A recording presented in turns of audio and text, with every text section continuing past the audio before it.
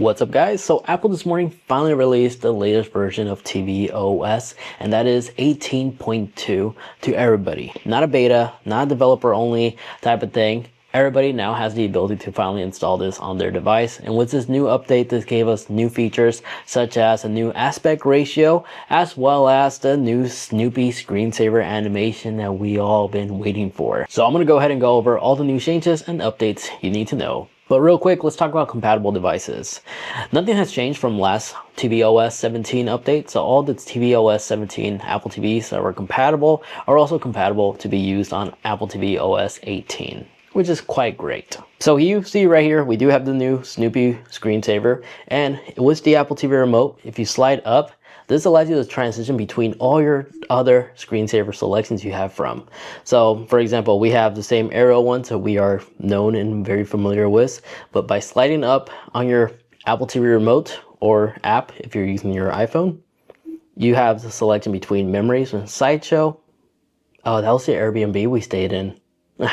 I have to go through my library and actually change some of that. That was an epic wedding. And then you have portraits, which will put the time, as you see right here, over some amazing portrait shots you have taken that look to be very photogenic. That was Yosemite right there. That's synced to your iCloud account. But lastly, we have Snoopy. And Snoopy is pretty cool because it's fully animated. And I believe there's like over 20 different Snoopy screensavers, and later on I'm sure they will continue adding more, especially during like the seasons, very similar to like what we've seen on the Apple Watch.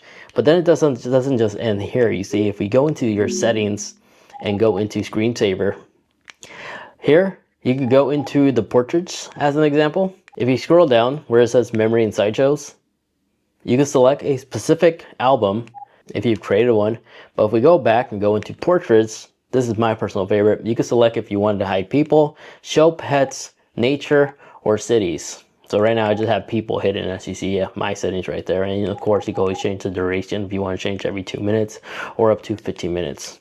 But now let's go back to our homepage, because a feature that was tested on tvOS 17 but then got removed and got placed back on can be located in Apple Music. If we select like a song real quick, like a random like playlist station, we're just gonna hit play. As you see on the bottom right corner, you have the ability to share play, which means anybody in your household who has access to this QR code can scan this and they could continue adding music to the play next list. Very similar to like CarPlay, you are now able to do this on the Apple TV.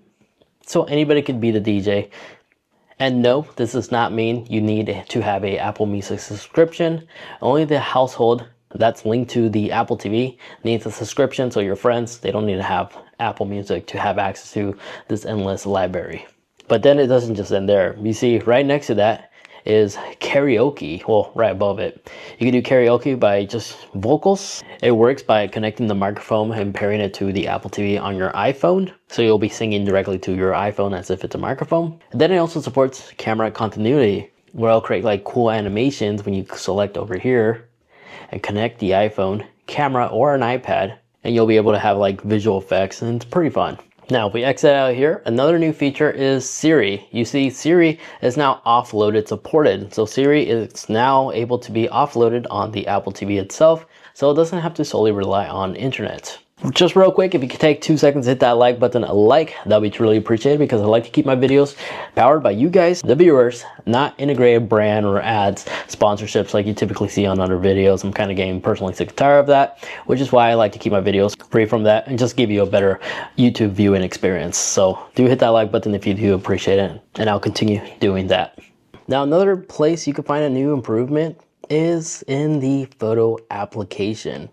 The photo app got a new overhaul where it's an actual proper music library now, where synchronized with your iCloud, you can search for an album, your shared album with other people in the family, and by selecting one will give you the ability to basically start a slideshow. Now, when watching movies like from Apple TV and we start Ted Lasso, I personally don't watch Ted Lasso. I just know this is one of the promos that Apple constantly promote on Apple TV Plus. Let me know in the comments if this is a good series or not, or I should give it a chance. But if you look here, there's now this new tool, and this is basically your dialogue enhancer, as you could boost the enhancement in the dialogues And if you look back here, you can also reduce the background sound as well. Now, this isn't anything new. I've seen this in the past done on other third-party like sound bars, like the Sonos ones is my experience with these. So it has a very similar experience, but I noticed the vocals are much more enhanced and louder, almost as if I'm wearing like AirPods with transparency mode enabled. It's kind of like that. I'm quite surprised Apple was able to pull this off, and it works really well. But that's the audio enhancement booster preview right here. Other new changes can be the on-site ability, where whenever you're watching like a movie and they're playing, or even a TV show and they're playing like background music, it can actually show you what song is playing, more information on the song, the track, as well as the actors in those clips. This is very similar to like what we've seen in the past with Amazon Prime Music. So I like the fact that Apple now gave us this ability here as well. And I'm sure other third-party streaming devices, platforms will also be able to utilize this new hardware. Now, if you use your Mac to cast everything you see on your display onto the Apple TV, now you have the ability to actually have 3 choice options to choose from. One, you can have your entire screen mirror, or you can select a certain window. And then a new aspect ratio is available. So this is ideal for projectors, because if we quickly go into our settings and go back to the main section where it says general, accidentally clicked on that and I went back home, apologies.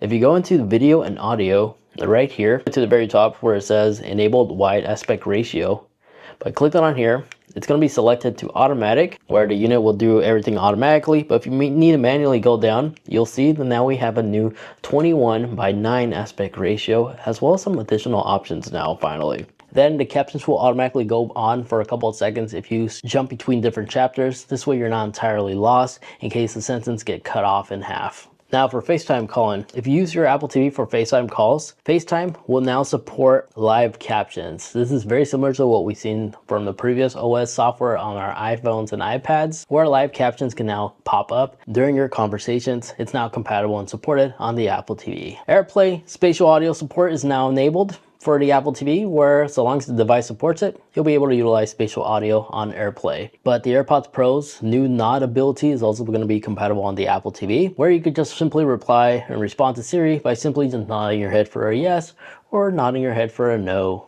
And then lastly, another massive change can be located in the Fitness app, as the Fitness app, from my understanding, has been fully redesigned. There says to be more library of videos to choose from, and when I was looking at it earlier, oh, sorry, I didn't mean to do that. There we go. There is a lot of new videos available, and supposedly there's a new personalization ability. Now, the reason why I'm saying supposedly, because I'm not a person that personally uses Apple Fitness Plus, so I'm not sure what's new, what they actually changed in here. But if you see anything that's interesting here, feel free to comment down below and point it out for me, because I'm not a subscriber, but I really would like to know how many of you guys actually do use this, because what I typically do is just look up YouTube videos. But again, let me know in the comments how many of you guys actually do use Apple Fitness Plus and how many of you guys don't. I'm curious to know what's the ratio really like in the real world.